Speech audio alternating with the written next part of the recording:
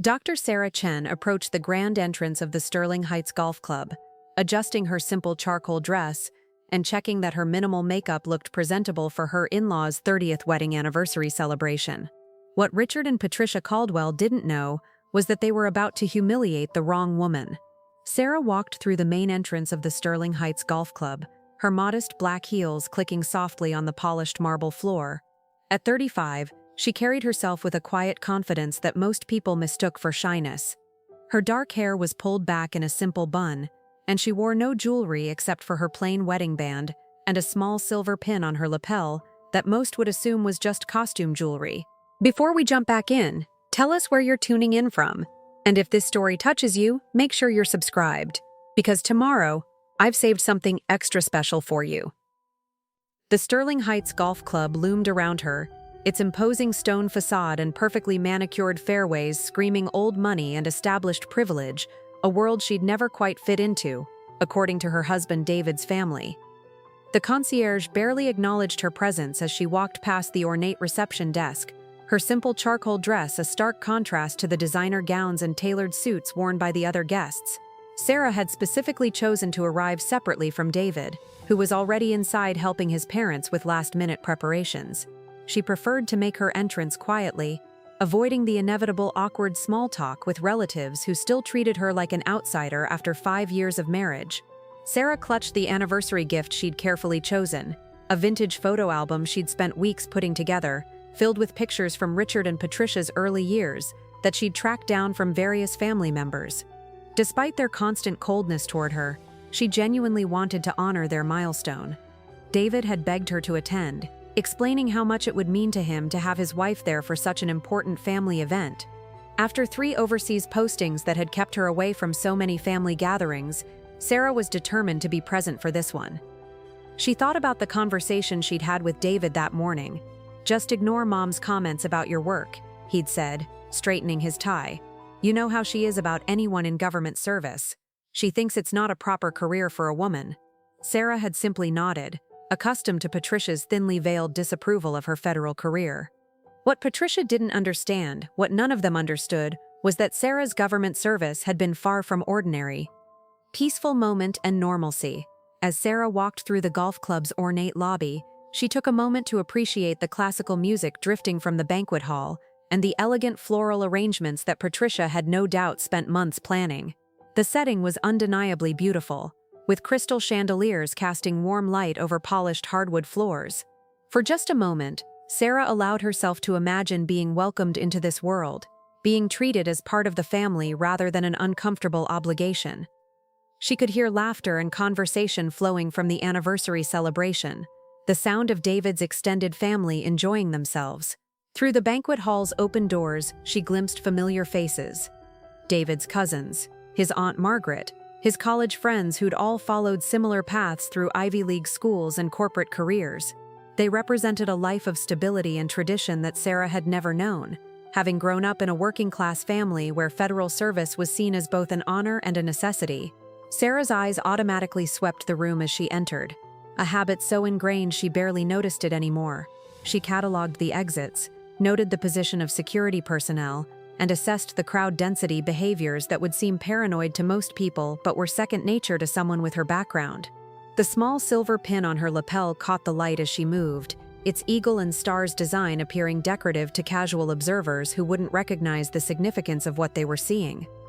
When a server approached with a tray of champagne, Sarah politely declined, explaining she was designated driver. What she didn't mention was that she maintained strict discipline about alcohol at social events, another habit from a career where constant vigilance had meant the difference between life and death. She accepted a glass of sparkling water instead, holding it with the same practiced ease with which she'd once held classified briefings with world leaders. Sarah spotted David across the room, deep in conversation with his father and uncle about some business venture. Her husband looked genuinely happy, relaxed in a way she rarely saw him. This was his world, these were his people, and despite everything, she wanted to fit in for his sake. Their marriage had survived 3 overseas assignments and countless missed holidays, but the ongoing tension with his family remained their biggest challenge. She checked her watch. 6:45 p.m. The program would begin at 7, with dinner to follow. David had promised they could leave early if she felt uncomfortable, but Sarah was determined to stay for the entire evening. She'd missed too many family moments during her years of federal service, and she wasn't going to let her in-laws' disapproval drive her away from this one. Tonight, she would smile, be gracious, and try one more time to bridge the gap between David's two worlds. As Sarah made her way toward her assigned table, she had no idea that within the next hour, everything would change. Patricia's carefully planned evening was about to take a turn that would leave the entire Caldwell family questioning everything they thought they knew about the quiet woman their son had married. As Sarah made her way through the club's elegant corridors toward the anniversary celebration, she noticed the subtle shift in atmosphere that her trained instincts immediately picked up on. The usual polite chatter of wealthy socialites seemed more hushed than normal, and she caught fragments of whispered conversations that stopped abruptly when speakers noticed her presence. Years of navigating high-stakes political environments had taught her to recognize when she was the subject of discussion, and tonight, that familiar tension was thick in the air. The ornate grandfather clock in the hallway chimed 6:50 p.m., its deep resonance echoing off the mahogany-paneled walls. Sarah quickened her pace slightly, not wanting to be late for the formal program that would begin in 10 minutes. As she approached the banquet hall's entrance, she could hear Patricia's distinctive laugh ringing out above the general conversation. The same artificially bright laugh she used when she was particularly pleased about something. Sarah's stomach tightened with an inexplicable sense of foreboding. Just as Sarah reached for the ornate brass handle of the banquet hall door, it swung open from the inside. Patricia Caldwell emerged, resplendent in a shimmering silver gown that probably cost more than Sarah's monthly salary.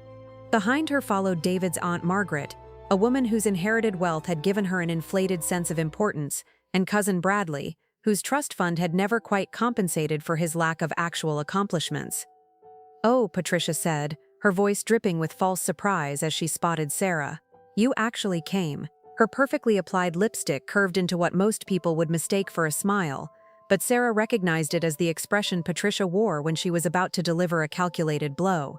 The small group formed a semicircle around Sarah, their designer evening wear and glittering jewelry, creating an intimidating wall of privilege and condescension. Margaret clutched her pearl necklace, a gesture Sarah had learned was Patricia's sister-in-law's tell, when she was about to say something particularly vindictive.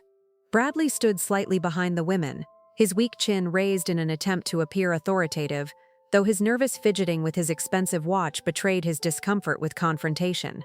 The three of them together created an alliance that had clearly been planned, their coordinated positioning revealing this wasn't a chance encounter.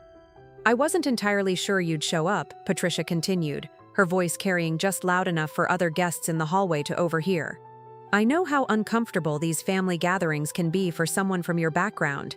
The emphasis she placed on background was subtle but unmistakable, a reminder that Sarah would never truly belong in their world of inherited wealth and social connections. Margaret nodded in agreement, her diamond earrings catching the crystal chandelier's light. "It's so important for family events to maintain a certain standard," she added, her gaze deliberately traveling from Sarah's simple dress to her modest jewelry. "People talk, you know. They notice when someone doesn't quite fit the atmosphere we've worked so hard to cultivate." Sarah remained silent, her expression neutral despite the familiar sting of their coded language. She'd endured 5 years of these subtle attacks, each comment carefully crafted to wound without crossing into territory that David might recognize as outright hostility.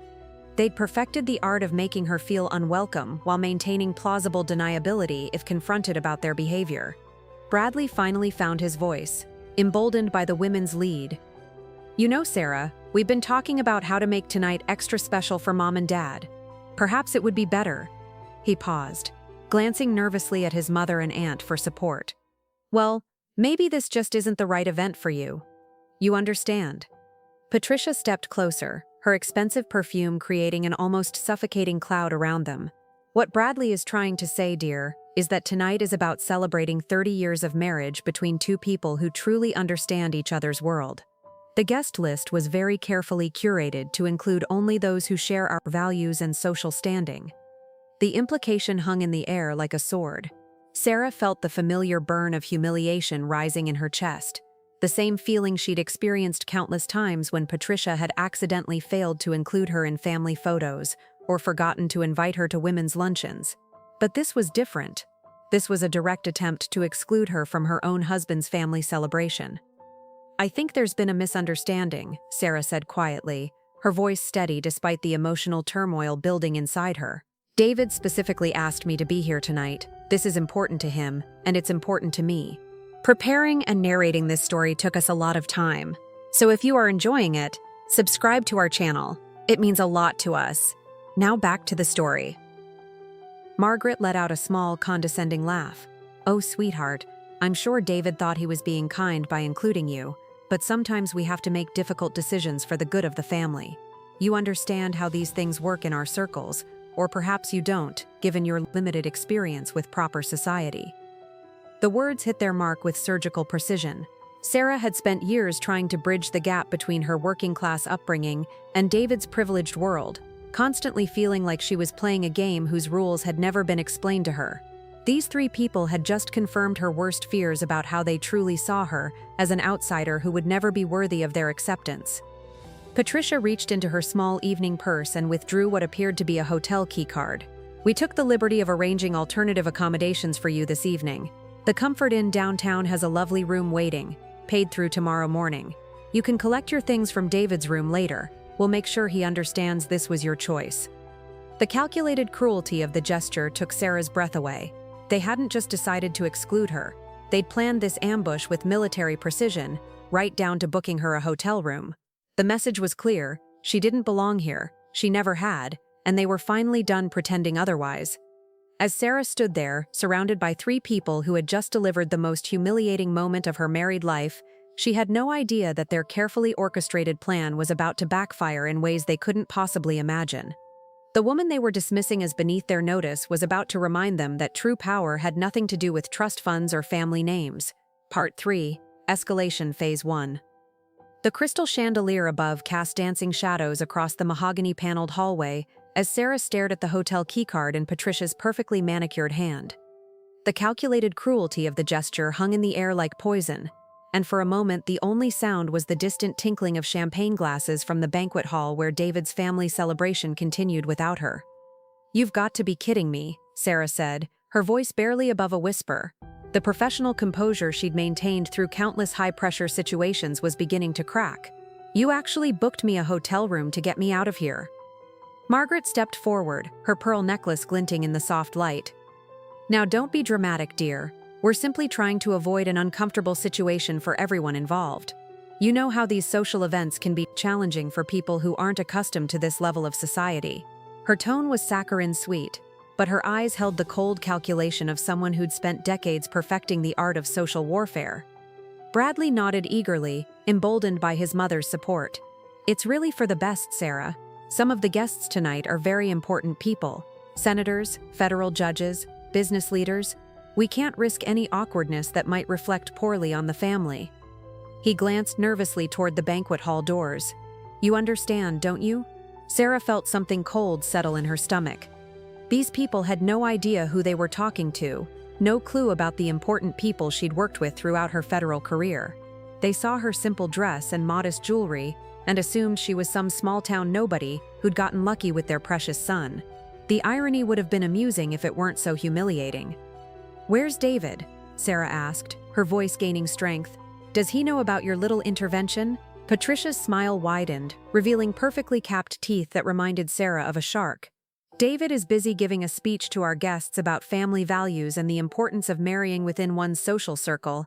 He's explaining how sometimes we make youthful mistakes that we later outgrow." The words hit their target with surgical precision. "He'll understand that this was your decision to leave gracefully." The lie was so bold, so breathtakingly cruel, that Sarah actually took a step back. They weren't just excluding her, they were rewriting the narrative to make David complicit in her humiliation. Years of subtle slights and coded insults had led to this moment, where they finally felt confident enough to drop all pretense and show their true feelings. "I'm not going anywhere," Sarah said firmly, her training in crisis management finally kicking in. "This is my husband's family celebration, and I have every right to be here." Margaret let out a brittle laugh that echoed off the hallway walls. "Right? Oh, sweetheart, you seem to misunderstand how things work in our world. Rights are for people who belong. You're here on sufferance, and that sufferance has just been revoked." "We've been patient with David's little phase," Bradley added, his weak voice trying to sound authoritative. "But it's time for him to settle down with someone appropriate, someone who understands our expectations and can contribute to the family's standing in the community." Sarah's hands clenched at her sides as the full scope of their plan became clear. This wasn't just about tonight. They were trying to end her marriage. They'd waited 5 years for the perfect moment to strike, and they'd chosen the most public, humiliating venue possible. In their minds, she was nothing more than an obstacle to be removed, a working-class interloper who'd overstayed her welcome in their rarefied world. "You've thought this through," Sarah observed, her voice taking on the same calm, analytical tone she'd once used to brief cabinet members during national security crises. The hotel room, the coordinated story, timing it for when David's busy with guests. This isn't spontaneous cruelty, this is a calculated campaign. Patricia's eyes narrowed slightly, perhaps sensing something different in Sarah's demeanor. "We prefer to think of it as quality control. Every family has standards to maintain, and sometimes difficult decisions must be made to preserve those standards." "Difficult decisions," Sarah repeated slowly, as if tasting the words. A bitter smile played at the corners of her mouth. "You know, I've had to make quite a few difficult decisions in my career. Life and death decisions. Decisions that affected national security and international relations. But none of them prepared me for the kind of casual cruelty I've witnessed in this family." Margaret waved a dismissive hand, her diamond bracelet catching the light. "Oh please, spare us the dramatics. We know all about your little government job. Filing paperwork and attending meetings doesn't exactly qualify as important work, dear." The condescension in her voice was so thick it was almost tangible. Sarah realized that not only did they not know who she really was, they'd actively chosen not to find out. In 5 years of marriage, none of them had bothered to ask about her work beyond the vague government service description David provided. They'd simply assumed she was beneath their notice and acted accordingly. "My little government job," Sarah repeated, the phrase hanging in the air between them. Something shifted in her posture, a subtle straightening that would have been recognizable to anyone who'd served under her command. "That's an interesting way to describe it." Bradley checked his expensive watch impatiently. "Look, we don't have time for this. The program is starting in 5 minutes, and we need you gone before David notices you're missing. Take the hotel room, sleep it off, and tomorrow you can have a rational conversation about what's best for everyone." As Sarah stood there surrounded by 3 people who'd just delivered the most calculated insult of her life, she made a decision that would change everything. They wanted her gone? They thought she was beneath their notice. They had no idea that the woman they were dismissing had once held clearances that would make their important guests seem like small-town politicians. The reckoning was about to begin, and it would start with a simple choice: walk away quietly, or show them exactly who they'd been underestimating for 5 long years.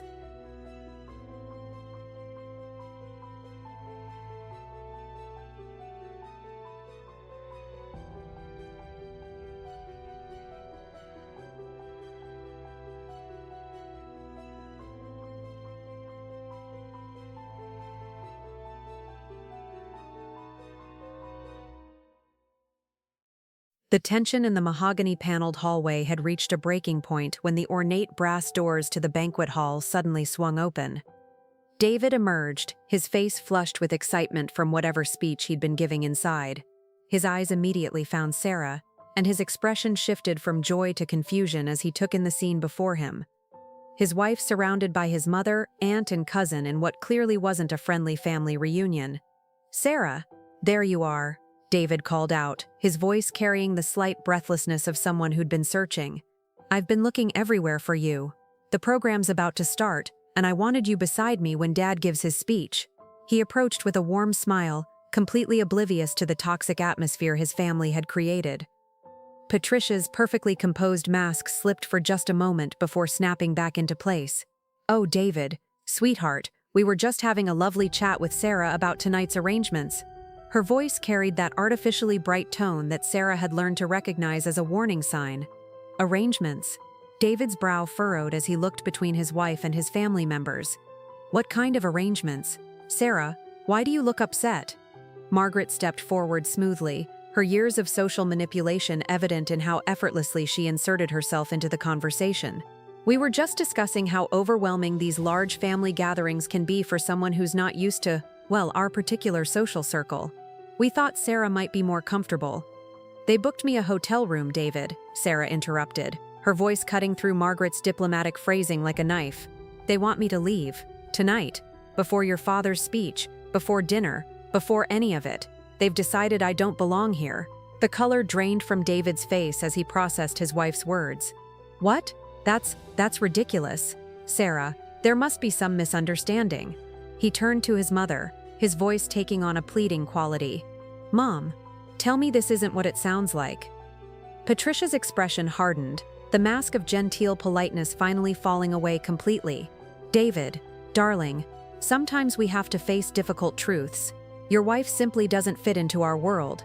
Tonight is too important, too visible, to risk the kind of social embarrassment that's social embarrassment. David's voice rose sharply, drawing glances from guests who were lingering near the banquet hall entrance.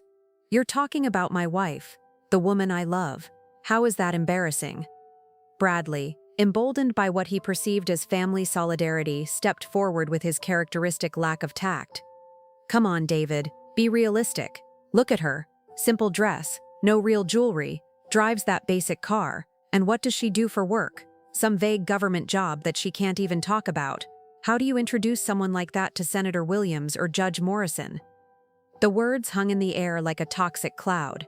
Sarah watched David's face cycle through emotions, confusion, hurt, anger, and finally a cold fury she'd rarely seen from her generally mild-mannered husband. The family he'd always defended, the people he'd spent years trying to help Sarah connect with, had just revealed their true colors in the most brutal way possible. Some vague government job? David's voice was dangerously quiet now. You think her work is embarrassing? He looked at his mother, aunt, and cousin with an expression Sarah had never seen before, complete and utter disappointment. Do you have any idea what you're saying? Do you have any clue who my wife actually is? Patricia waved a dismissive hand, clearly frustrated that her plan wasn't proceeding smoothly. David, stop being dramatic. We all know she works for some minor department doing administrative tasks. It's perfectly respectable work, but hardly the kind of career that commands respect in our circles. Administrative tasks, Sarah repeated softly, a bitter laugh escaping her lips. The irony was so complete, so perfectly representative of these people's willful ignorance that she almost couldn't believe it. 5 years of marriage, and they'd never once bothered to ask what she actually did for a living. Margaret nodded approvingly at Patricia's assessment. Exactly, and while there's nothing wrong with that kind of work, it's simply not appropriate for someone in David's position. He needs a wife who can hold her own with Supreme Court justices and foreign ambassadors, not someone who gets nervous around real power. The statement was so absurdly off-target that Sarah felt something shift inside her. These people had spent years making her feel small, making her question her worth, making her wonder if she really was good enough for their son. But they'd done it all while operating from a position of complete ignorance about who she actually was. David was staring at his family with an expression that mixed disbelief with growing rage. Real power? You want to talk about real power? His voice was getting louder now, drawing more attention from the other guests. You think your country club connections and business deals represent real power? David, lower your voice, Patricia hissed, suddenly aware that their family drama was becoming public. People are staring. Let them stare, David shot back. Maybe it's time they heard the truth about what kind of people they're socializing with tonight. He turned to Sarah, his eyes filled with an apology that went deeper than words. I'm so sorry, Sarah. I had no idea they were planning this. I never thought they could be this cruel. Bradley, sensing that his moment of triumph was slipping away, made one final attempt to regain control. David, you're being emotional. Think about your future, your career. You need connections. You need social standing. What can she possibly offer you that would be worth sacrificing everything we've built for this family? The question hung in the air like a challenge. Sarah looked at David, then at the three people who'd just spent the last 20 minutes systematically dismantling her sense of worth and belonging. They wanted to know what she could offer? They thought she was a liability to David's career? The time for polite silence was over.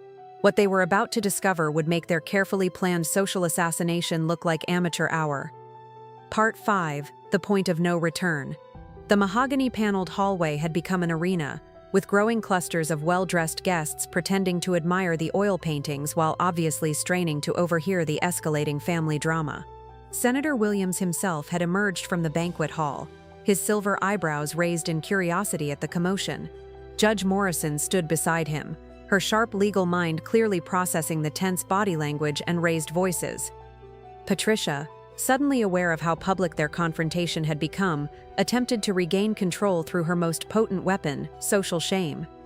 "David, you're making a scene," she hissed through clenched teeth, her perfectly applied lipstick creating a crimson slash across her pale face. "Think about what you're doing to our family's reputation. These people will remember this embarrassment for years." "Our family's reputation." David's voice cracked with emotion. "You want to talk about embarrassment? You've just told my wife, the woman I love more than anything in this world, that she's not good enough to breathe the same air as your precious guests. You've humiliated her, insulted her work, and tried to destroy our marriage, and you're worried about reputation?" Margaret stepped forward, her diamond jewelry glittering like armor in the chandelier light. "David, dear, sometimes love isn't enough. You have responsibilities to this family, to our social standing. Your wife's background simply doesn't align with the kind of future we've planned for you. It's time to be practical." The condescension in her voice was like acid. Sarah felt 5 years of accumulated slights and subtle insults crystallizing into this single moment of pure, concentrated cruelty. They weren't just attacking her. They were trying to convince her husband that love was less important than their narrow definition of social acceptability. Bradley, emboldened by what he perceived as momentum, delivered what he clearly thought would be the killing blow. "Look around, David. See all these important people watching? Judge Morrison has been talking about introducing you to some influential contacts in D.C., Senator. Williams mentioned he might have an opening in his office. Do you really want to throw all that away for someone who can't even hold a conversation about real politics?" The irony of Bradley's statement was so perfect, so completely inverted from reality, that Sarah felt something snap inside her. These people had built their entire assault on her character around assumptions that were not just wrong, they were laughably, spectacularly wrong. They thought she was a political lightweight who would embarrass David in front of powerful people. The truth was about to hit them like a freight train. "Real politics," Sarah repeated softly, her voice taking on a tone that David recognized from their private conversations, but that his family had never heard before. It was the voice of someone who'd spent years making decisions that affected millions of lives. Someone who'd briefed presidents and negotiated with foreign leaders. "You want to talk about real politics?" Patricia, sensing something shifting in the atmosphere but unable to identify the threat, pressed forward with increasing desperation. "Yes, dear, real politics. The kind of sophisticated discourse that happens when serious people discuss serious matters, not whatever clerical work you do in some forgotten government office." The statement was so wildly off-target that several of the eavesdropping guests exchanged glances. Sarah noticed Senator Williams moving closer, his expression shifting from idle curiosity to sharp attention. Judge Morrison's eyes had narrowed with the focused intensity of someone who'd just heard something that didn't quite add up. "Clerical work," Sarah said, her voice gaining strength with each word, "in a forgotten government office." She looked directly at Patricia, then at Margaret and Bradley, memorizing their expressions of smug certainty. "You know what? You're absolutely right about one thing. This conversation is long overdue." David reached for his wife's hand, recognizing the steel that had entered her voice. "Sarah, you don't have to." "Yes, I do," Sarah interrupted gently, squeezing his hand. "They want to know what I can offer you, David. They think I'm some kind of embarrassment to your career prospects. They're concerned about my ability to hold conversations with important people." She gestured toward the growing crowd of onlookers. "Well, let's find out." Margaret's pearl necklace caught the light as she lifted her chin imperiously. "Fine, let's discuss your qualifications. What exactly do you do that makes you think you belong in the same room as federal judges and U.S. senators?" The question hung in the air like a sword. Sarah looked around at the assembled guests. Politicians, judges, business leaders, all the people Patricia considered the pinnacle of American power and influence. She thought about the 5 years of subtle humiliation, the constant feeling of being judged and found wanting, the careful way David's family had made her feel like an outsider in her own marriage. "What do I do?" Sarah asked, her voice carrying clearly through the suddenly quiet hallway. "What do I do that qualifies me to speak with senators and federal judges?" She paused, letting the moment stretch, seeing Patricia's confident expression and Bradley's smug smile. "That's an interesting question. Perhaps we should ask them directly." She turned toward Senator Williams and Judge Morrison, both of whom were now watching the scene with expressions that had shifted from curiosity to something approaching alarm. What Patricia, Margaret, and Bradley didn't realize was that the reckoning they'd been courting for 5 years was about to arrive in a form they could never have anticipated. The woman they'd dismissed as beneath their notice was about to reveal exactly who they'd been underestimating, and the witnesses to their humiliation would be the very people they'd claimed to want to impress. Part 6. The response. The crystal chandelier seemed to dim as Sarah turned toward the distinguished guests who had gathered to witness what they'd initially assumed was a family squabble. The mahogany-paneled hallway, which moments before had echoed with Patricia's confident pronouncements about social standing and appropriate connections, now thrummed with a tension that made seasoned politicians shift uncomfortably. "Senator Williams," Sarah said, her voice carrying the natural authority that comes from years of commanding rooms filled with world leaders. "Judge Morrison, I apologize for the disruption to what should be a lovely anniversary celebration." Senator Williams stepped forward, his experienced political instincts clearly telling him that something significant was about to unfold. "No apology necessary, Dr. Chen. Though I have to say, I'm quite surprised to see you here. I had no idea you had family connections in North Carolina." The use of her title and surname hung in the air like a thunderclap. Patricia's confident smile faltered as she registered the senator's tone. Not the polite acknowledgement one gives to a stranger, but the respectful recognition reserved for equals. Judge Morrison moved closer, her sharp legal mind obviously processing this new information. "Family connections," Sarah repeated with a slight smile. "Yes, well, that's..." She gestured toward Patricia, Margaret, and Bradley, all of whom were now staring with expressions ranging from confusion to dawning horror. "Senator, Judge Morrison, I'd like you to meet my in-laws. They've been explaining to my husband why I'm not qualified to attend social events with people of your caliber." Judge Morrison's eyebrows rose sharply. "Not qualified?" Her voice carried the precise articulation that had made her one of the most respected jurists in the federal system. "That's an interesting assessment." Patricia, sensing that the ground was shifting beneath her feet but not yet understanding how catastrophically, attempted to regain control. "I'm sure there's been some misunderstanding. We were simply discussing." "There's no misunderstanding, Mrs. Caldwell," Senator Williams interrupted, his political courtesy barely concealing his growing incredulity. "Your daughter-in-law and I have worked together extensively over the past several years. In fact, Dr. Chen briefed my Foreign Relations Committee just last month on the Southeast Asian trade negotiations." The words hit the Caldwell family like physical blows. Bradley's weak chin dropped open, Margaret's pearl necklace seemed to strangle her as she swallowed hard, and Patricia's perfectly composed facade cracked like expensive porcelain hitting marble. "Briefed your committee?" David asked, his voice a mixture of pride and confusion. "Sarah, I knew you worked in international relations, but Dr. Chen holds one of the highest security clearances in the federal government," Judge Morrison added, her tone taking on the protective edge she used when defending important precedents.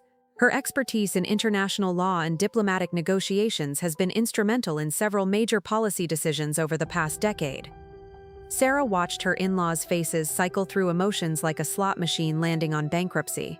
The people who had spent 5 years treating her like a social embarrassment were beginning to realize they'd been catastrophically wrong about everything. Margaret found her voice first, though it came out as barely more than a whisper. "Security clearance? International law? But you never said, we thought you were just a clerk," Sarah finished gently. "Yes, I know what you thought. You made it quite clear over the years that you never felt the need to ask about the specifics of my work." Senator Williams stepped closer, his expression shifting from surprise to something approaching anger. "Mrs. Caldwell, are you telling me that you've been treating one of our nation's most respected diplomatic advisors as if she were, what exactly?" "They booked me a hotel room," Sarah said quietly, her voice carrying clearly through the now silent hallway. "They wanted me to leave before dinner because they were embarrassed to have me in the same room as federal judges and senators. They were concerned that I wouldn't be able to hold an intelligent conversation about real politics." The silence that followed was deafening. Every guest within earshot was now staring openly, their expressions ranging from shock to secondhand embarrassment for the Caldwell family. Patricia's face had gone ashen, while Bradley looked like he was about to be sick. Judge Morrison's voice cut through the silence like a blade. "Dr. Chen, are you saying that your own family has been excluding you from social gatherings because they assumed you weren't qualified to associate with government officials?" "Not my family," Sarah corrected gently, glancing at David with affection. "My husband's family. And yes, That's exactly what I'm saying. Senator Williams shook his head slowly, his political composure slipping to reveal genuine disbelief. Dr. Chen, the irony here is almost beyond comprehension. Half the people in that banquet hall tonight would consider an invitation to one of your policy briefings the highlight of their political careers. Patricia finally found her voice, though it came out as a strangled croak. We didn't know. David never told us. He said you worked for the government, but he didn't explain. He did explain, Sarah replied, her tone remaining remarkably calm. He told you I worked in federal service, that my work was classified, that I traveled frequently for international assignments. You chose to interpret that as clerical work because it fit your preconceptions better than the truth. The devastating accuracy of her assessment hung in the air like an indictment. These people had willfully ignored evidence that contradicted their assumptions, choosing comfortable prejudice over curiosity about the woman their son had married. What happened next would transform this anniversary party from a family celebration into a cautionary tale about the dangers of judging people based on superficial appearances. The reckoning that Sarah's in-laws had unknowingly courted for 5 years was about to arrive with the full force of witnessed humiliation. The mahogany-paneled hallway had transformed into an impromptu courtroom, with Senator Williams and Judge Morrison serving as unwitting prosecutors in the case against the Caldwell family's spectacular misjudgment. The crystal chandelier cast harsh shadows across Patricia's ashen face as the full scope of her family's humiliation became clear to every distinguished guest within earshot. Dr. Chen, Senator Williams continued, his voice carrying the weight of someone who'd just witnessed an unthinkable social catastrophe. I have to ask, how long has this been going on? How long have they been treating you this way? Sarah glanced at David, who was staring at his family with an expression of complete devastation. 5 years, Senator, since the day David and I got married. Judge Morrison's sharp intake of breath was audible. 5 years? They've been dismissing one of our most crucial diplomatic assets for 5 years. Her judicial composure was cracking, revealing the kind of outrage usually reserved for the most egregious courtroom misconduct. The crowd of onlookers had grown as word spread through the banquet hall. Richard Caldwell himself had emerged, his face cycling through confusion and dawning horror as he processed the scene before him. Other guests whispered among themselves, their shocked murmurs creating a backdrop of judgment that made Patricia visibly shrink. I need to understand this correctly, Judge Morrison continued, her prosecutor's instincts taking over.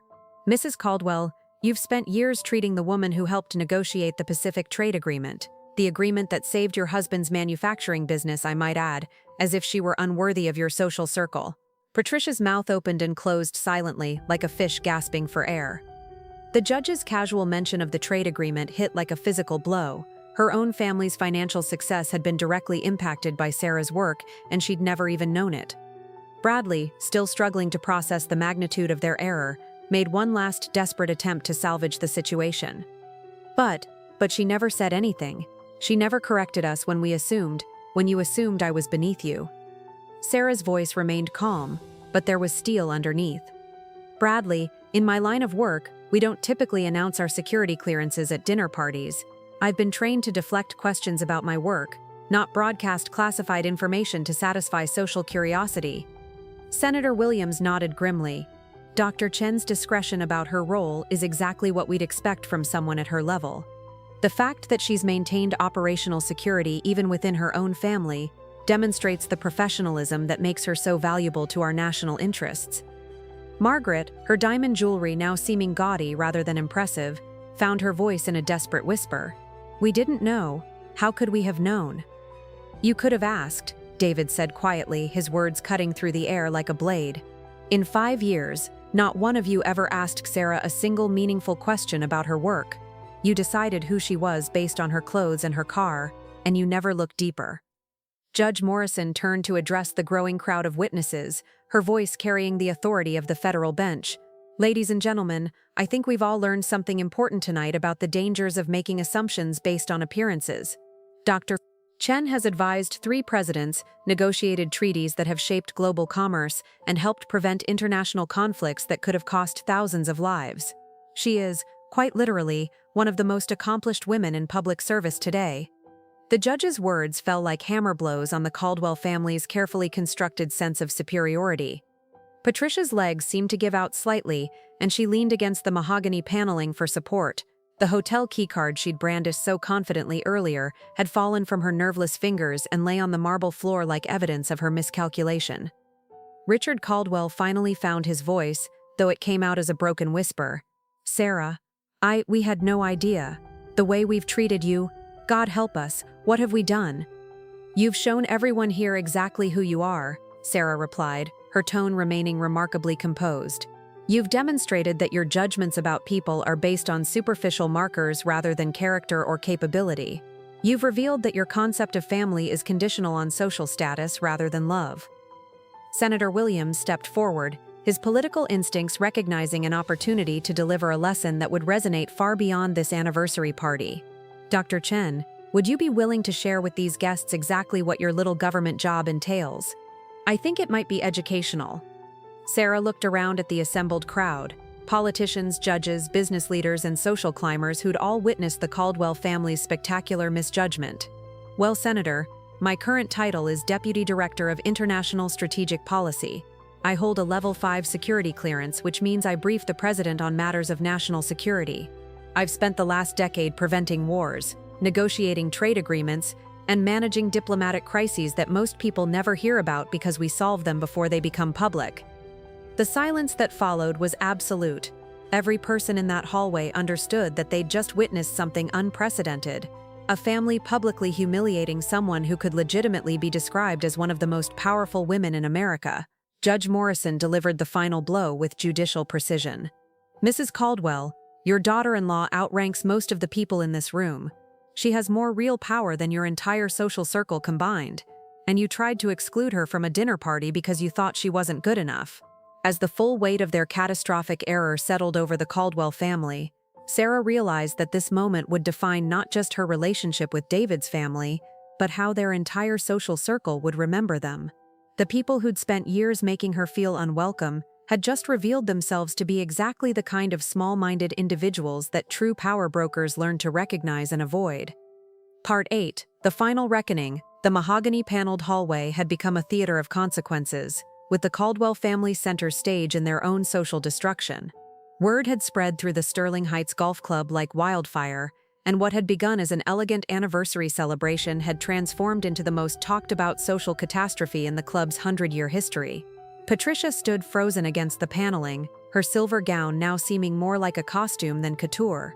The woman who'd spent decades perfecting the art of social hierarchy had just discovered she'd been operating at the bottom of a ladder she didn't even know existed. Her carefully applied makeup couldn't hide the fact that she looked like she was about to collapse. "Mrs. Caldwell," Senator Williams said, his political courtesy barely concealing his disgust, "I think you owe Dr. Chen an apology. In fact, I think you owe everyone here an apology for subjecting us to this display of ignorance." Before Patricia could respond, a new voice cut through the tension. "Excuse me, is there a problem here?" Everyone turned to see a tall man in an impeccably tailored suit approaching from the banquet hall entrance. His bearing and the immediate deference shown by the other guests marked him as someone of considerable importance. Sarah recognized him immediately, Director Thomas Harrison, her immediate supervisor and one of the most powerful unelected officials in Washington. "Director Harrison," Sarah said, surprise evident in her voice, "I didn't expect to see you here." Harrison's eyes swept the scene, taking in the obvious tension and the stricken faces of the Caldwell family. "Dr. Chen, I was in the area for a conference and received an invitation from Senator Williams. I hope I'm not interrupting anything important." Judge Morrison stepped forward, her expression grim. "Director, I'm afraid you've walked into quite a situation. Doc Chen's in-laws have just spent the evening explaining why she's not qualified to associate with federal officials." Harrison's eyebrows rose sharply. "Not qualified?" His voice carried the kind of quiet authority that made senators nervous. "That's fascinating. Dr. Chen, would you mind clarifying what Judge Morrison means?" Sarah glanced at David, who nodded encouragingly, then looked back at her supervisor. "They booked me a hotel room to get me out of the anniversary party, Director. They felt my presence would be embarrassing when the important guests arrived." The silence that followed Harrison's sharp intake of breath was deafening. As Director of Strategic Operations, he was technically one of the most powerful men in Washington, someone whose phone calls were answered by heads of state and whose recommendations shaped foreign policy for decades. "Let me see if I understand this correctly," Harrison said, his voice taking on the tone he used when addressing hostile foreign ministers. "The Caldwell family has been excluding Dr. Chen, the woman who single-handedly prevented 3 international incidents in the past year alone from social gatherings because they deemed her unworthy of their company?" Patricia finally found her voice, though it came out as barely more than a croak. "We didn't know. David never explained what she really did." "We thought what? Exactly?" Harrison's question was delivered with surgical precision. That the President of the United States regularly consults with clerical workers? That foreign heads of state request meetings with filing clerks? Bradley, in a moment of catastrophic poor judgment, attempted to defend their position. "How were we supposed to know? She never acts like she's important. She drives a regular car, wears simple clothes." Harrison's laugh was cold and humorless. "Mr. Caldwell, in Dr. Chen's line of work, the most dangerous people are often the ones who blend in perfectly. The fact that she doesn't advertise her position is exactly what makes her so effective. Real power doesn't need to show off." Senator Williams stepped forward, recognizing an opportunity to deliver a lesson that would resonate throughout their social circle. "Director Harrison, perhaps you could help these folks understand exactly what Dr. Chen's role entails. I think they're still having trouble grasping the scope of their error." Harrison nodded grimly.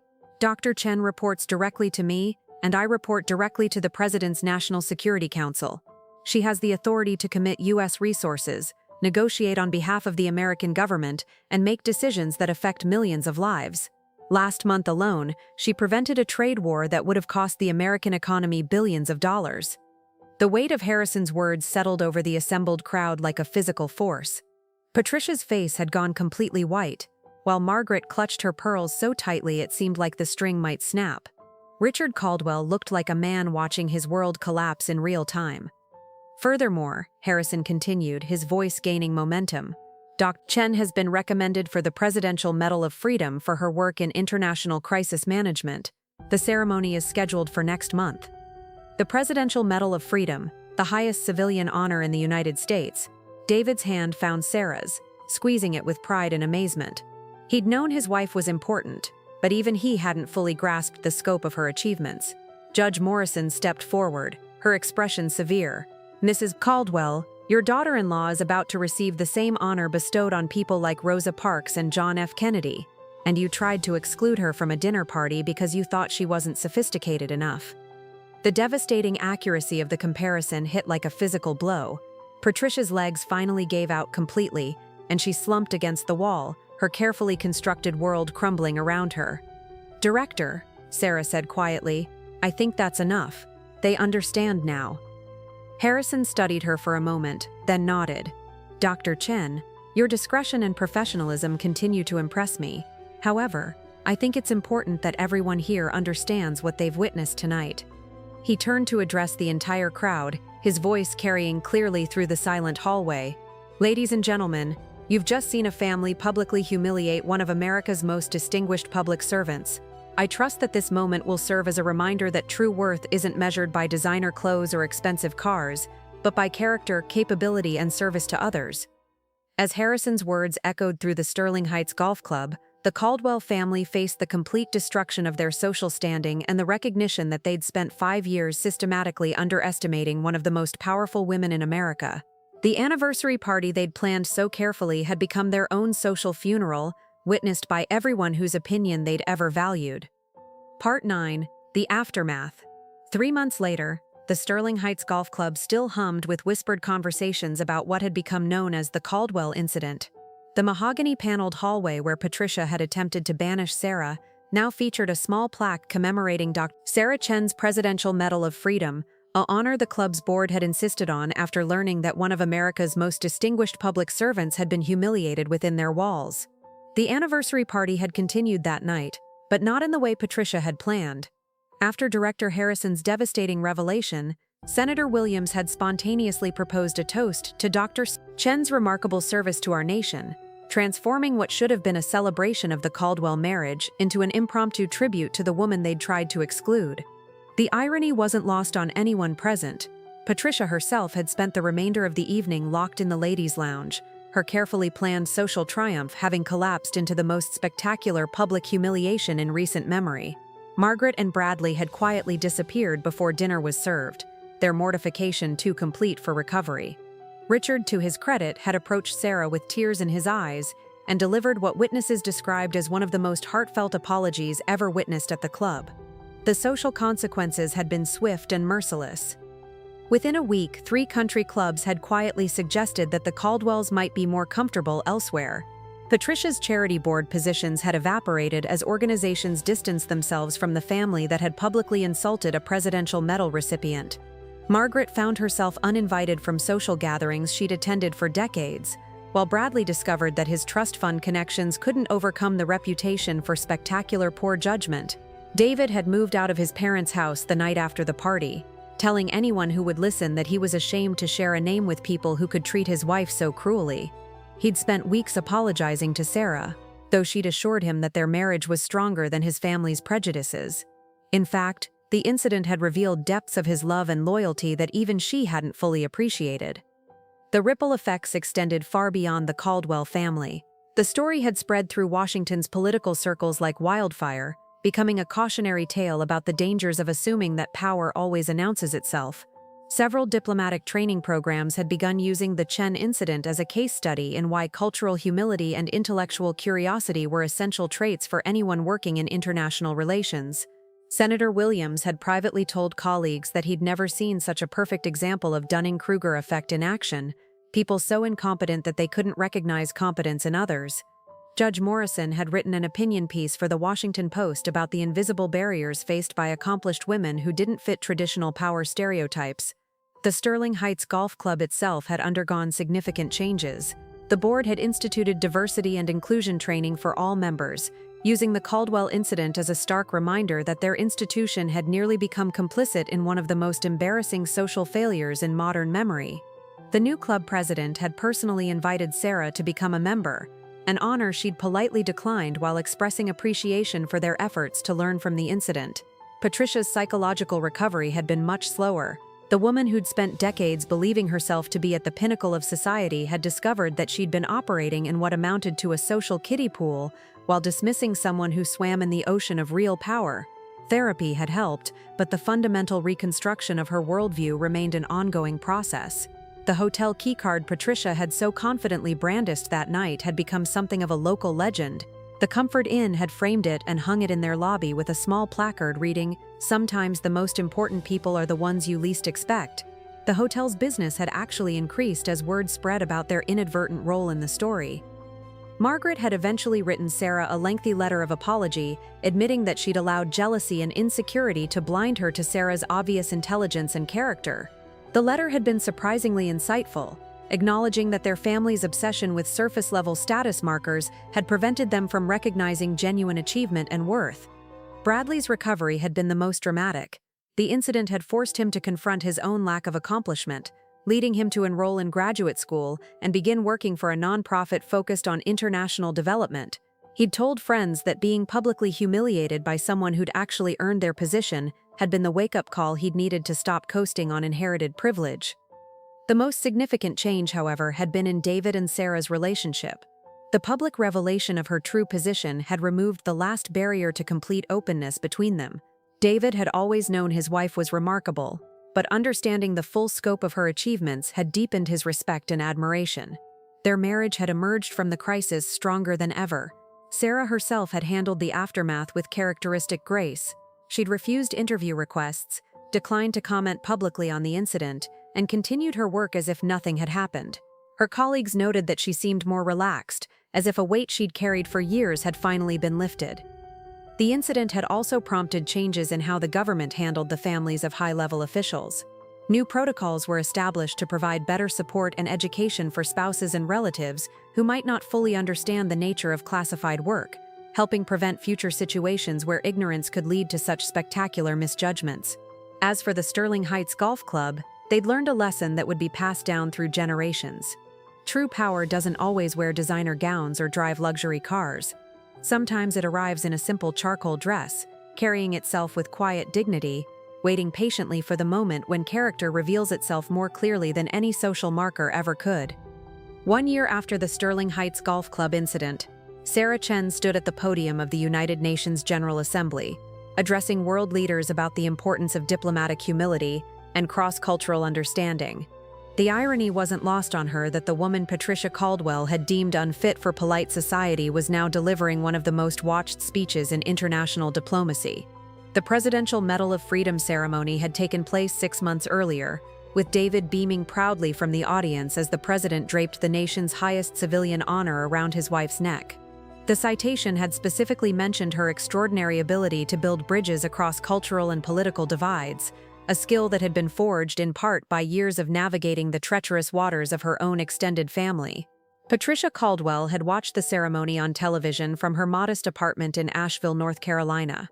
The sprawling estate and country club memberships were gone, casualties of the social and financial ruin that had followed her spectacular misjudgment. She'd moved to the mountains seeking anonymity, but even there, the story had preceded her. Local residents whispered about the woman who'd tried to exclude a presidential medal winner from a dinner party, and Patricia had learned the hard lesson that in the age of social media, there was no escape from public humiliation. The documentary Hidden in Plain Sight, the Sarah Chen story, had premiered to critical acclaim, featuring interviews with world leaders who'd worked with Sarah throughout her career. Former President Obama had contributed a particularly powerful segment about the importance of recognizing excellence wherever it appears, regardless of packaging. The film had sparked a national conversation about unconscious bias and the ways society overlooks accomplished women who don't fit traditional power stereotypes. David had been promoted twice since the incident, his association with Sarah actually enhancing rather than damaging his career prospects. His colleagues had gained new respect for his judgment after learning he'd recognized Sarah's worth when his own family couldn't. He'd become something of a poster child for enlightened male allyship, speaking at conferences about supporting accomplished partners and recognizing that true strength sometimes means standing up to your own family. The Sterling Heights Golf Club had undergone a complete transformation, becoming a model for inclusive excellence. The Chen Initiative had established scholarship programs for promising young diplomats and international relations students, regardless of their economic backgrounds. The club's new motto, prominently displayed in the very hallway where Patricia had attempted her social assassination, read "True distinction transcends appearance." Margaret had surprised everyone by becoming one of the initiative's most dedicated supporters. Her public transformation from entitled snob to thoughtful advocate had been remarkable to witness. She'd sold most of her jewelry to fund scholarships and had begun speaking at women's leadership conferences about the importance of looking beyond surface indicators of worth. Her journey from complicit bystander to active ally had become its own inspiring subplot in the larger story. Bradley's metamorphosis had been even more dramatic. His nonprofit work in international development had taken him to countries where Sarah's policies had directly improved millions of lives. He'd seen firsthand the global impact of the woman his family had dismissed as unworthy, and the experience had fundamentally changed his perspective on power and privilege. His letters to Sarah, describing the concrete ways her work had transformed communities around the world, had moved her more than any formal recognition. The incident had also prompted significant changes in how diplomatic families were supported and educated.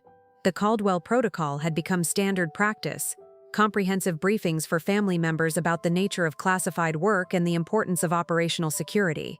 The goal was to prevent future situations where ignorance could lead to such spectacular social failures. Senator Williams had used the story in his successful presidential campaign, citing it as an example of how America's strength often came from unexpected sources. "The greatest threats to our democracy," he'd said in his victory speech, "come not from foreign enemies, but from our own prejudices and assumptions about who deserves respect and recognition." Judge Morrison had been elevated to the Supreme Court, and her confirmation hearings had featured multiple references to the importance of recognizing merit, regardless of its packaging. Legal scholars noted that her opinions consistently reflected themes of looking beyond surface appearances to find substantive truth, a philosophy that seemed directly influenced by her witness to the Chen incident. The hotel keycard that had symbolized Patricia's attempted humiliation had become something of a cultural icon. The Comfort Inn had been purchased by a luxury hotel chain, but they'd preserved the framed keycard as a reminder that dignity and worth weren't determined by price points or social markers. The display had become a pilgrimage site for visitors wanting to see the artifact of one of the most famous social reversals in modern history. Richard Caldwell had spent his remaining years quietly supporting various causes Sarah cared about, his anonymous donations funding education programs and diplomatic initiatives around the world. He'd never fully recovered from the shame of that night, but he'd channeled his remorse into meaningful action. His will had left everything to Sarah's scholarship foundation, with a note explaining that it was the least he could do to honor the woman his family had so grievously wronged. The anniversary party that had been intended to celebrate 30 years of marriage had instead marked the end of one family's delusions and the beginning of a new understanding about where true power really resided. Patricia's carefully planned evening had become a cautionary tale studied in business schools, diplomatic academies, and social psychology programs around the world. As Sarah concluded her UN address to thunderous applause, she reflected on the strange journey that had brought her to this moment. The woman who'd once been deemed unfit for a country club dinner party was now being celebrated by the international community for her contributions to global peace and understanding. The small silver pin on her lapel, the same one Patricia had dismissed as costume jewelry, caught the lights of the assembly hall, its eagle and stars design now recognized worldwide as a symbol of quiet excellence and unassuming power. Part 11. The Unexpected Return. 2 years after the Sterling Heights Golf Club incident, Sarah received a phone call that would test everything she'd learned about forgiveness and second chances. Patricia Caldwell was dying, and according to Richard's shaking voice on the other end of the line, she had one final request: to see Sarah one last time. The irony wasn't lost on Sarah, as she drove through the mountains of North Carolina toward the hospice facility where Patricia was spending her final days. The woman who'd once commanded armies of socialites from her country club throne was now alone except for the nursing staff who'd never heard of the Caldwell name or its former influence. David had offered to accompany her, but Sarah had declined. This was something she needed to face alone, not as the Presidential Medal recipient or the UN diplomat, but simply as the woman who'd spent 5 years enduring Patricia's calculated cruelty before that explosive night had changed everything. The Asheville hospice was modest but comfortable, a far cry from the luxury Patricia had once demanded. Sarah found her former mother-in-law in a simple room overlooking the Blue Ridge Mountains, her once perfect appearance ravaged by the cancer that had been as aggressive in destroying her body as her prejudices had been in destroying relationships. "Sarah," Patricia's voice was barely a whisper, but her eyes were clearer than they'd been in years. "You came." "Of course I came," Sarah replied, pulling a chair beside the bed. The woman who lay there bore little resemblance to the imperious matriarch who'd tried to banish her from that anniversary party. Cancer had stripped away the carefully constructed facade, leaving only a frail human being facing her mortality. "I've been watching you," Patricia continued, her words measured and deliberate. "The documentary, the UN speech, everything you've accomplished. I finally understand what Richard tried to tell me that night. I wasn't just wrong about you, I was wrong about everything." Sarah remained silent, allowing Patricia to speak without interruption. Years of diplomatic training had taught her that sometimes the most powerful conversations happened when you simply listened. "The doctors say I have maybe 2 weeks." Patricia's hand trembled as she reached for a leather portfolio on her bedside table. "I've spent the last 6 months writing letters to everyone I hurt, everyone I dismissed, everyone I treated as beneath me because they didn't fit my narrow definition of worth." She opened the portfolio with shaking fingers, revealing pages of handwritten letters in her distinctive script. "But yours was the hardest to write, because what I did to you wasn't just cruel, it was stupid. Monumentally, historically stupid." Sarah saw tears forming in Patricia's eyes, the first genuine emotion she'd ever witnessed from this woman who'd perfected the art of social manipulation. "I destroyed my own family because I couldn't see past your clothes and your car," Patricia continued. "I lost David. I lost respect. I lost everything that mattered. And for what? Because you didn't wear designer gowns to dinner? Because you drove a practical car instead of a status symbol?" The confession hung in the air between them. Sarah had spent years wondering if Patricia would ever acknowledge the depth of her error. And now, facing death, the admission was finally coming. "I've had 2 years to think about that night." Patricia's voice grew stronger, as if the confession was giving her energy. "Do you know what the worst part is? It wasn't that I was wrong about you. It's that I was so determined to be right that I ignored every piece of evidence that contradicted my assumptions." Sarah leaned forward slightly. "What do you mean?" "David tried to tell us, Sarah. Not directly, but there were clues everywhere. The way you handled crisis situations, the phone calls you received at all hours, the respect in your voice when you mentioned your colleagues. A woman doing clerical work doesn't get called away for emergency consultations or speak multiple languages fluently, or carry herself with the kind of quiet authority you've always had.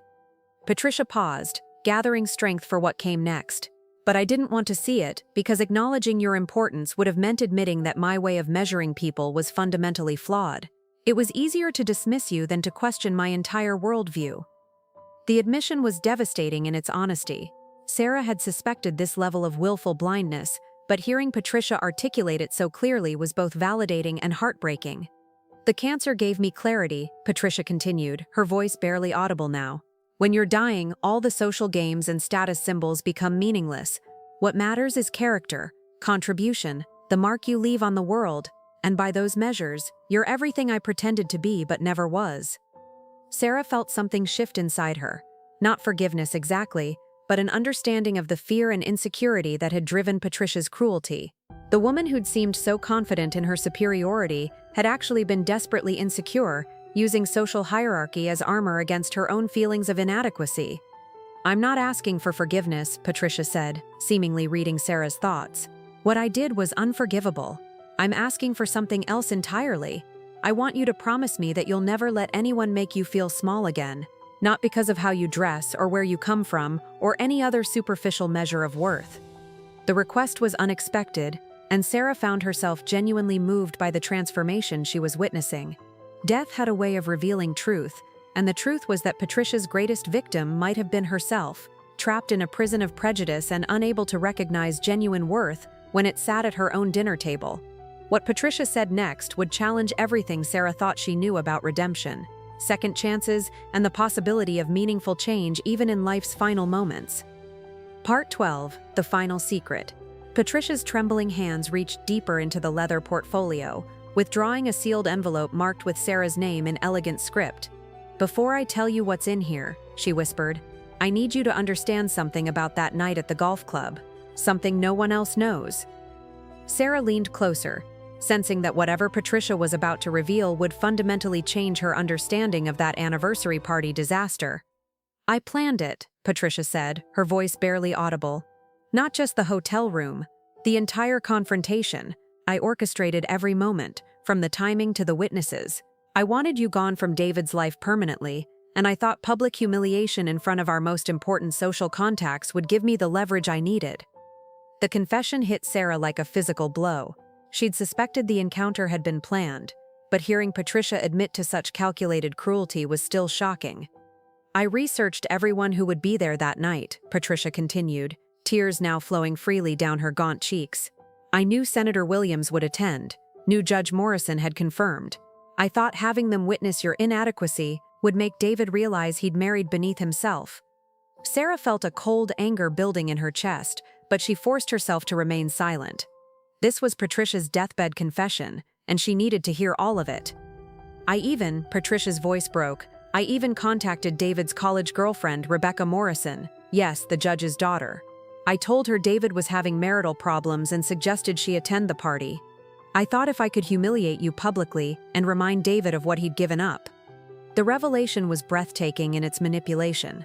Patricia hadn't just been prejudiced, she'd been actively sabotaging Sarah's marriage while pretending to be a concerned mother.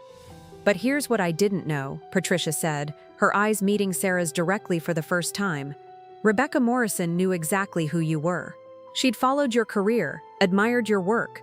When I told her about my plan to expose you as unfit for our social circle, she tried to warn me that I was making a catastrophic mistake. Sarah's mind raced as the implications became clear. Judge Morrison hadn't been a random witness to her humiliation.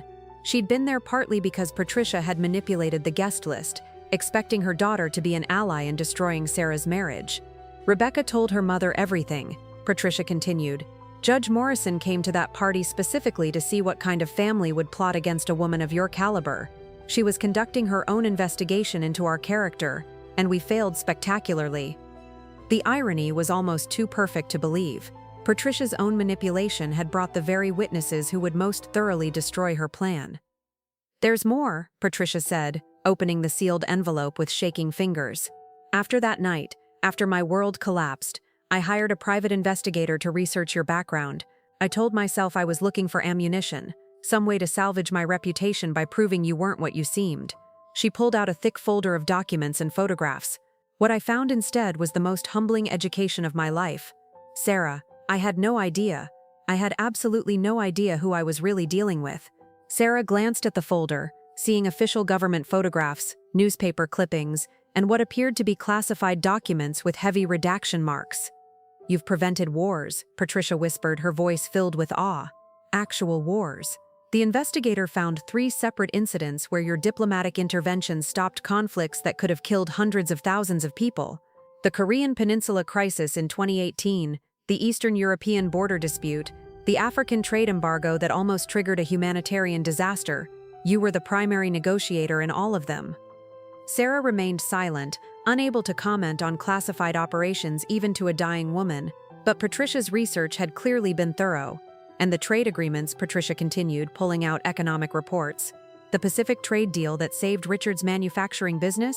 You didn't just work on it, you designed the framework that protected American jobs while opening Asian markets.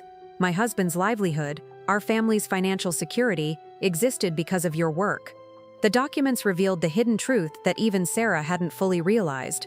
Her policies had directly benefited the very people who'd spent years dismissing her as unworthy. But the most devastating discovery, Patricia said, her voice becoming even softer, was this. She pulled out a photograph that made Sarah's breath catch. It showed her receiving a classified intelligence briefing from the president, clearly taken from official White House photographer archives. The investigator had contacts in Washington, Patricia explained. "This photo was taken 3 days before our anniversary party. 3 days before I tried to exclude you from a dinner with local politicians, you were briefing the President of the United States on matters of national security." The timing was almost surreal. While Patricia had been planning Sarah's social destruction, Sarah had been helping to shape American foreign policy at the highest levels. "I've carried this knowledge for 2 years, Patricia said, her energy clearly waning. "Knowing that I didn't just humiliate myself, I committed what amounts to an act of treason against intelligence and common sense. I spent 5 years trying to diminish a woman who had more real power than every person at that party combined." Sarah finally spoke, her voice gentle despite the magnitude of what she'd just learned. "Patricia, why are you telling me this now?" Patricia's eyes closed briefly, then opened with fierce determination.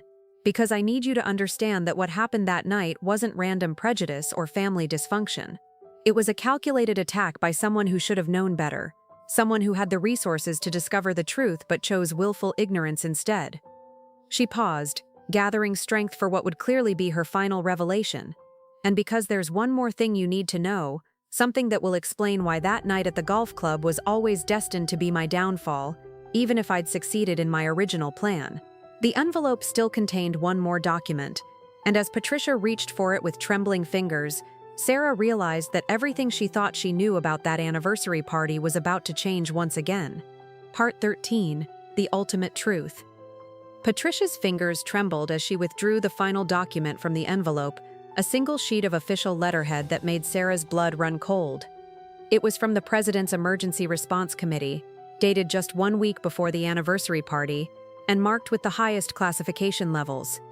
"I wasn't supposed to see this," Patricia whispered, her voice barely audible in the quiet hospice room.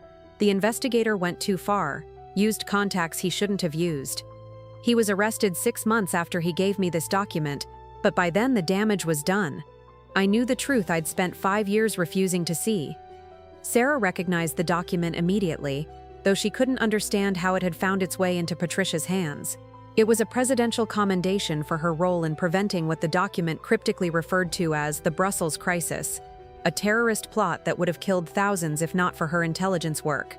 "Sarah," Patricia's voice cracked with emotion, "while I was planning your humiliation at our anniversary party, you were saving lives. Not in some abstract diplomatic way, you were literally preventing mass murder." The timing was grotesquely ironic. During the weeks Patricia had spent coordinating her social assassination plot, Sarah had been working around the clock to stop an international terrorist cell from bombing the European Union headquarters. The success of that mission had earned her the presidential commendation that Patricia now held in her dying hands. "But that's not the worst part," Patricia continued, her eyes closing as if the weight of her next revelation was too heavy to bear while looking at Sarah directly. "The investigator found something else. Something that explains why my prejudice against you was so personal." Sarah leaned closer, sensing that whatever came next would be the key to understanding 5 years of inexplicable hostility. "I knew your mother," Patricia said, the words dropping into the quiet room like stones into still water. "Maria Chen was her name before she married your father. We attended the same university, were in the same sorority at Princeton." Sarah's world tilted. Her mother had died when she was 12, and her father had rarely spoken about her college years. The idea that Patricia had known her seemed impossible. "Maria was everything I pretended to be," Patricia continued, tears now flowing freely. "Brilliant, accomplished, genuinely aristocratic. Her family had been diplomats for generations. She spoke 5 languages fluently, had traveled the world, could discuss politics and culture with anyone. She was who I spent my entire life trying to become." The revelation recontextualized everything: Sarah's quiet confidence, her natural authority, her comfort in high-stakes situations. All of it suddenly made sense as inherited traits from a mother she barely remembered. "I was jealous of her then," Patricia admitted, her voice barely a whisper, desperately, pathetically jealous. "She had everything I wanted: intelligence, grace, a genuine understanding of the world beyond our privileged bubble, and she was kind about it, which somehow made it worse." Sarah felt pieces of her identity shifting as this hidden family history emerged. Her father had always told her she reminded him of her mother, but he'd never mentioned the woman's extraordinary background. "When David first brought you home and mentioned your last name, I didn't make the connection immediately," Patricia continued. "But when I saw you move through social situations with that same natural confidence Maria had possessed, I suspected. When I heard you speak about international affairs with genuine expertise rather than socialite pretension, I knew." The psychological revelation was devastating. Patricia hadn't been rejecting Sarah for who she was. She'd been rejecting her for who her mother had been, fighting a battle with a ghost from her college years. "I convinced myself that you were different," Patricia said, her breathing becoming more labored, "that Maria's daughter couldn't possibly have inherited her gifts. It was easier to diminish you than to admit that intelligence and grace were genetic traits that no amount of money or social positioning could replicate." Sarah finally understood the source of Patricia's visceral reaction to her presence. Every family gathering, every social slight, every moment of calculated cruelty had been Patricia's way of winning a competition that had ended decades earlier. "The night of the anniversary party," Patricia continued, "when Senator Williams called you Dr. Chen with such obvious respect, I knew I'd made the same mistake twice. I'd underestimated Maria's daughter, just as I'd underestimated Maria herself 30 years earlier." The circular nature of the tragedy was almost poetic. Patricia had spent decades building a social position designed to prove her superiority over a dead woman, only to find herself confronting that woman's daughter who had achieved everything Patricia had dreamed of through merit, rather than manipulation. "Your mother would have been so proud," Patricia whispered, her strength clearly failing. "She always said that true accomplishment couldn't be faked or bought, only earned. You've become everything she believed you could be, despite my efforts to convince you otherwise." Sarah felt tears stinging her eyes as she imagined the mother she'd barely known, a woman whose legacy she'd been unknowingly carrying throughout her career. "There's one more thing," Patricia said, reaching for a small jewelry box on her bedside table. "Something that belonged to your mother. I've kept it for 30 years, telling myself I'd earned the right to it, but it was always meant for you." As Patricia opened the jewelry box with trembling fingers, Sarah realized that the final secret was about to be revealed. The one truth that would complete her understanding not just of Patricia's motivations, but of her own identity and the legacy she'd been carrying without knowing it. Part 14, The Circle Completes. Patricia's trembling hands opened the small jewelry box, revealing a delicate silver pin that made Sarah's breath catch in her throat. It was nearly identical to the one she wore on her lapel, the same eagle and stars design, but older, more worn, with an inscription that read, "MLC for service above self." "Maria Louise Chen," Patricia whispered, seeing Sarah's recognition. "Your mother's diplomatic service pin. She earned it for her work with refugee resettlement in Southeast Asia during the 1980s. I was with her the day she received it." Sarah's hand instinctively moved to her own pin, the one Patricia had dismissed as costume jewelry that night at the golf club. The parallel was so perfect it seemed scripted by fate itself. "Your father gave this to me after Maria's funeral," Patricia continued, her voice growing weaker. He said Maria had always spoken fondly of our college friendship, despite how I'd treated her toward the end. He thought I should have something to remember her by. The admission revealed another layer of Patricia's deception. Not only had she known Sarah's mother, but Sarah's father had trusted her with this precious keepsake, believing in a friendship that Patricia's jealousy had already corrupted.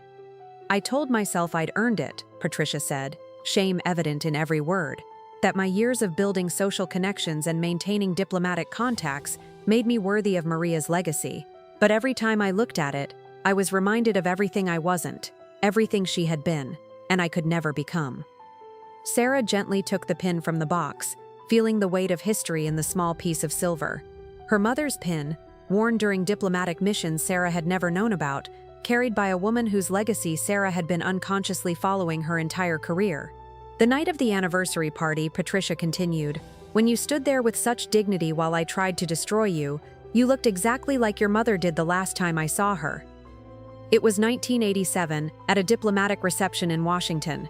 I'd convinced Richard to attend because I thought it would elevate our social standing. Maria was there representing the State Department. Patricia paused, gathering strength for what was clearly a painful memory. She was the most respected person in the room, Sarah. Ambassadors sought her counsel, senior officials deferred to her expertise, and she carried herself with the same quiet authority you displayed that night, never needing to announce her importance because everyone already knew. The parallel between mother and daughter was becoming almost supernatural in its precision. Sarah realized that her own professional demeanor, the qualities that had made her effective in diplomatic circles, had been inherited from a woman she barely remembered. I made a scene that night too, Patricia admitted, her voice filled with decades-old shame. I was drunk, jealous, desperate to prove I belonged in that world. I cornered Maria near the end of the evening and accused her of putting on airs, of forgetting where she came from. Sarah felt a chill as she realized Patricia had essentially repeated the same pattern twice, first with her mother, then with her 30 years later. Your mother's response was identical to yours, Patricia continued. She didn't argue, didn't defend herself, didn't stoop to my level. She simply looked at me with the same combination of sadness and dignity you showed that night and said, Patricia, I hope someday you find peace with who you are, instead of being threatened by who others might be. The words hung in the air between them, a message from the grave that had taken Patricia 30 years to understand. Those were the last words Maria ever spoke to me, Patricia said, tears flowing freely now.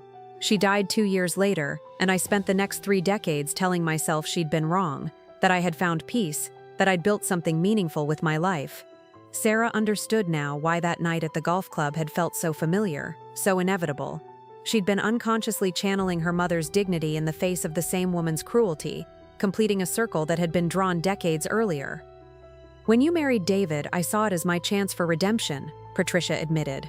I told myself I could be the mother-in-law to Maria's daughter, that I'd never been able to be as a friend to Maria herself. But the jealousy was too strong, the insecurity too deep. Instead of embracing the opportunity, I repeated my worst mistake. The psychological complexity was staggering. Patricia had been given a literal second chance to right the wrongs of her past, and she'd chosen to double down on the same destructive patterns instead. Your mother always said that grace under pressure was the mark of true diplomatic skill, Patricia continued, her breathing becoming more labored. She believed that how you treated people who couldn't benefit you revealed your real character. I failed that test with her, and I failed it again with you.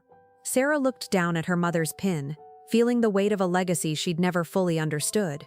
Her diplomatic career, her approach to conflict resolution, even her response to Patricia's cruelty, all of it had been shaped by a woman whose influence had transcended death itself. There's one final thing, Patricia whispered, her voice barely audible now. Something your mother told me during our last conversation, something I've carried for 30 years but never understood until that night at the golf club. As Patricia struggled to speak her final revelation, Sarah realized that whatever came next would not just complete her understanding of the past, but would fundamentally shape how she chose to move forward. The circle that had begun with her mother's quiet dignity was about to close in a way that would test everything Sarah believed about forgiveness, redemption, and the power of grace to transform even the most broken relationships. Part 15, The Legacy of Grace. Patricia's final words came as barely a whisper, each one requiring tremendous effort as her life ebbed away. Your mother, she told me that night in 1987, The measure of a person isn't found in how they treat those who can elevate them, but in how they respond to those who have already fallen. I never understood what she meant, until now. Sarah felt the weight of her mother's wisdom settling over her like a mantle passed down through generations. Maria Chen had seen through Patricia's cruelty to the broken, insecure woman beneath, and even in her final conversation with her, had offered not condemnation but insight. She forgave me that night, Patricia continued, her eyes never leaving Sarah's face, even after I'd humiliated myself and embarrassed her in front of people who mattered to her career. Your mother looked at me with the same compassion you're showing now and said, Patricia, we all fall sometimes. The question is whether we learn to help others rise. Tears flowed down Sarah's cheeks as she understood the profound lesson her mother had tried to teach 30 years ago. True strength wasn't found in wielding power over others, but in lifting them up when they stumbled. I'm falling now, Sarah, Patricia whispered, her breathing becoming increasingly shallow. I've fallen so far from who I could have been, from who your mother believed I could become. But you have the chance to break this cycle, to show the grace I never learned. Sarah gently clasped Patricia's hand, feeling how fragile and cold it had become. What do you need from me, Patricia? I need you to forgive what can't be forgiven, Patricia said, her voice gaining unexpected strength for her final revelation.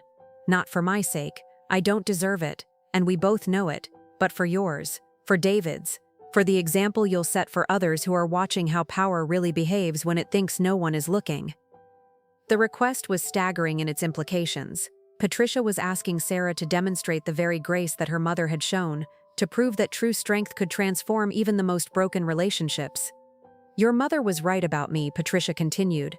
I've spent my entire life measuring my worth by comparing myself to others, by putting people down to lift myself up.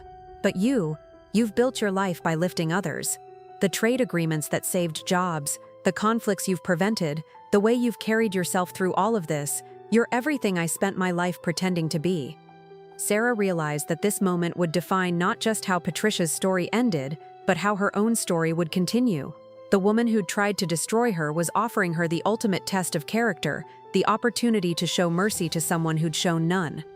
I forgive you, Patricia, Sarah said quietly, her words carrying the authority of someone who'd learned that true power came from the ability to choose grace over vengeance.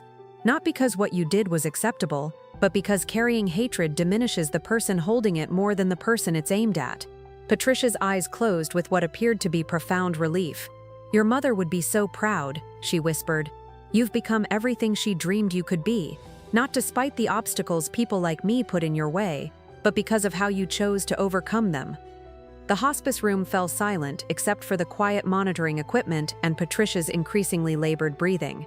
Outside the window, the Blue Ridge Mountains stood eternal and unchanging, witnesses to countless human dramas of pride and prejudice, forgiveness and redemption. Promise me something, Patricia said, her voice now barely audible. Promise me you'll tell this story, not to humiliate my memory, but to teach others what I learned too late, that true worth has nothing to do with designer clothes or social connections or family names. It's about character, contribution, and the courage to see beyond appearances. Sarah nodded, understanding that Patricia's final request was for her own destruction to serve as a lesson for others. I promise. Patricia smiled then, the first genuine expression of peace Sarah had ever seen from her. Thank you for being the daughter Maria raised, even though she couldn't stay to see you become who you are. Thank you for showing me what grace looks like, even when it's offered to someone who doesn't deserve it. Those were Patricia Caldwell's last words. She died as the sun set over the mountains, her hands still clasped in Sarah's, having finally learned the lesson that could have transformed her life if she'd been brave enough to embrace it decades earlier. 3 days later, at Patricia's funeral, Sarah stood before a small gathering and spoke about second chances, about the danger of judging people by superficial measures, and about the transformative power of grace. She wore her mother's diplomatic pin alongside her own, 2 generations of quiet service united in a symbol that Patricia had once dismissed as costume jewelry. David wept as his wife spoke, not just for his mother's death, but for the waste of a life spent fighting battles that existed only in her own insecurities. The small congregation, mostly hospice staff and a few remaining family members, listened in amazement as Sarah transformed Patricia's story of cruelty and prejudice into a lesson about redemption and the choice to respond to hatred with dignity. Judge Morrison attended the service, having flown from Washington specifically to honor the woman who'd taught her the most important lesson of her judicial career, that true justice sometimes meant showing mercy to those who'd shown none. Senator Williams sent a wreath with a note reading, "In memory of hard lessons learned and grace freely given." The Sterling Heights Golf Club, which had expelled the Caldwell family in the aftermath of that infamous anniversary party, sent a representative to the funeral. They'd established the Maria and Sarah Chen Memorial Scholarship for young diplomats, ensuring that Patricia's final lesson would echo through generations of future leaders. As Sarah and David drove away from the cemetery, she reflected on the incredible journey that had brought them to this moment.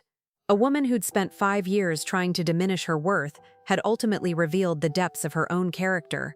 The anniversary party that was meant to destroy her marriage had instead strengthened it beyond measure. The family that had rejected her had inadvertently taught her the most important lesson of all, that true power isn't about forcing others to recognize your worth, but about maintaining your dignity regardless of whether they do. The story that began with a hotel keycard and a calculated humiliation had ended with a dying woman's plea for forgiveness and a lesson about grace that would be passed down through generations. Sarah Chen had proven that the most devastating response to hatred isn't revenge, it's the quiet strength to rise above it, while offering a hand to help others rise as well. In the end, Patricia Caldwell got exactly what she'd always wanted, to be remembered for teaching others about class and dignity. She just never imagined she'd do it by serving as an example of what happens when those qualities are absent, and what redemption looks like when they're finally found. Up next, you've got 2 more standout stories right on your screen. If this one hit the mark, you won't want to pass these up. Just click and check them out. And don't forget to subscribe and turn on the notification bell so you don't miss any upload from us.